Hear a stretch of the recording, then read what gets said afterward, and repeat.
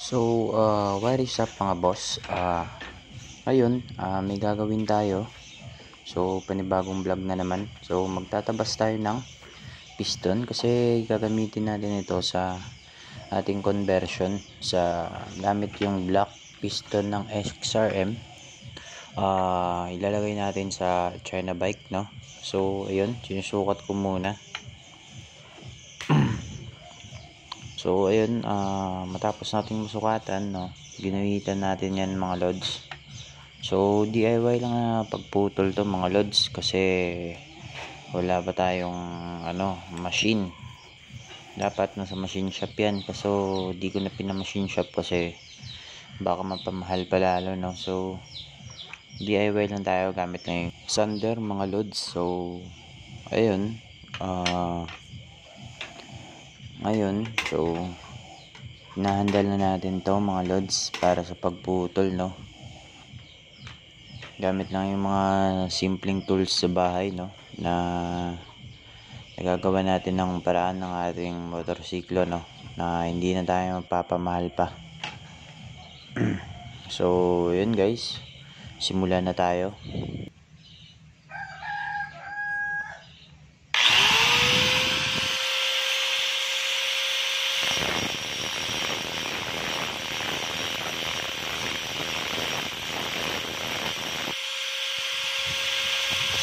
Dito mga boss, babawas tayo ng paunti-unti lang, no, hanggang sa makita natin yung outline na ginawa natin kanina.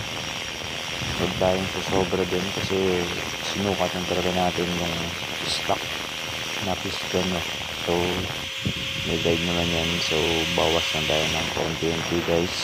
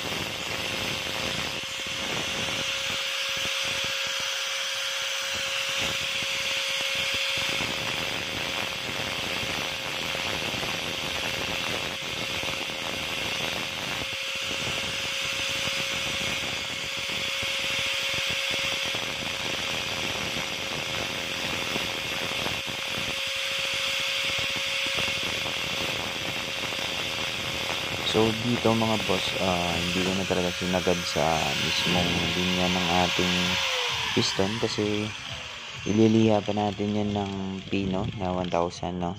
So wag natin isagad sa para mapolish pa yung mga sharp edge na ginawa ng ating sander, no mga lods.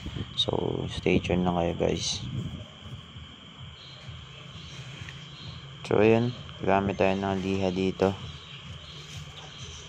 Ginamit natin ng medyo magaspang una, tapos nag follow up tayo ng 1,000 grit na liha para mapolish yung mga sulok-sulok ng ating ginawang pagtabas, no?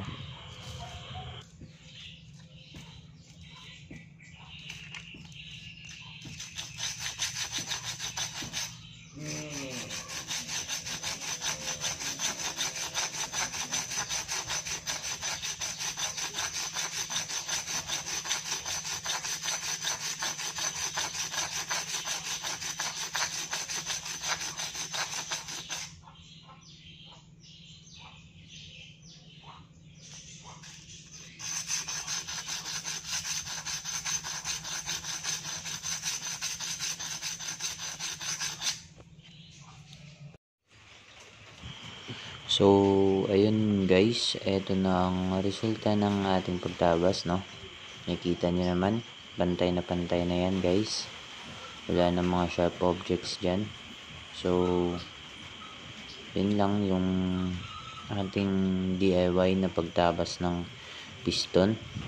Napakadali lang, tsaka napakatipid. Hindi na natin kailangan ng machine shop. So, kayang-kaya mo na gamit yung mga simpleng tools sa bahay nyo. Yan.